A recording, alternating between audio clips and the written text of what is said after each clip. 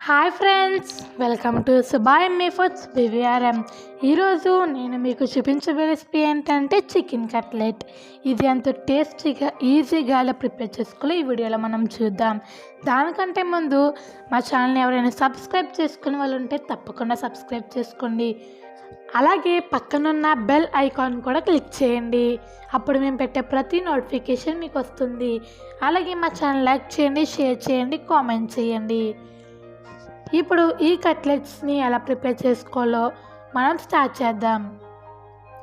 ఇప్పుడు 1/2 kilo chicken తీసుకుని దానిలో కొంచెం ఉప్పు, కొంచెం పసుపు వేసుకుని 5 నిమిషాల పాటు చికెన్లో ఉన్న వాటర్ ఎగిరిపోయే వరకు ఉడికించుకోవాలి.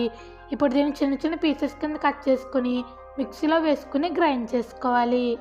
ఇప్పుడు దీన్ని ఒక మిక్సింగ్ బౌల్లోకి తీసుకోండి. ఇప్పుడు దీనిలో మీడియం సైజులో కట్ చేసి పెట్టుకున్న ఒక ఉల్లిపాయ, అలాగే కొత్తిమీర వేసుకోండి. ఇప్పుడు దీనిలో 2 స్పూన్ల బియ్యం పిండి, 2 స్పూన్ల కార్న్ఫ్లోర్ వేసుకోండి. 1 స్పూన్ అల్లం వెల్లుల్లి paste, 1 tea spoon garam masala, 1 spoon కారం, అలాగే కొంచెం ఉప్పు వేసుకోండి.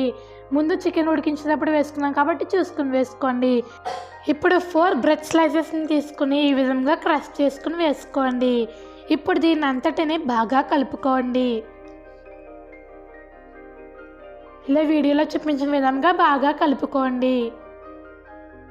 దీనిలో ఇప్పుడు 2 స్పూన్స్ వాటర్ వేసుకుని దీన్ని మనం బాగా కలుపుకోవాలి. దీన్ని మనం పిండి ముద్ద కింద కలుపుకోవాలి.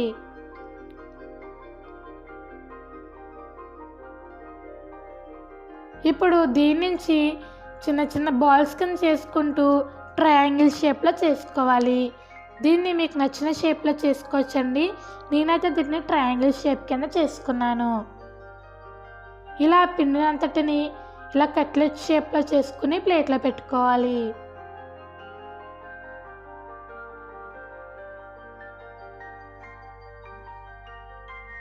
ఇలా వీడియోలో చూపించిన విధంగా అన్నిటినీ ఈ విధంగా చేసుకోవాలి.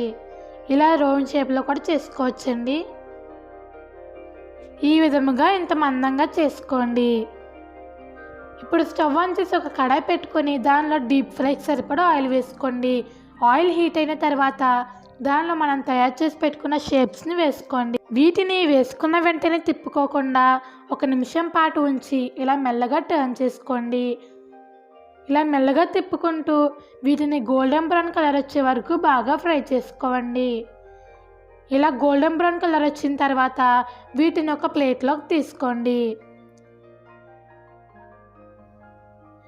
ఇలాగే మిగతా వాటిని కూడా ఆయిల్లో ఫ్రై చేసి ఒక ప్లేట్లోకి తీసుకోండి.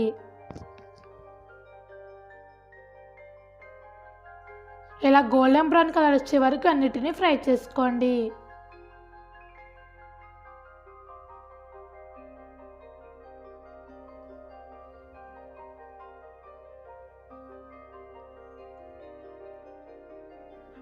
అంతేనండి, ఇలా అన్నిటినీ ఫ్రై చేసుకుంటే సరే.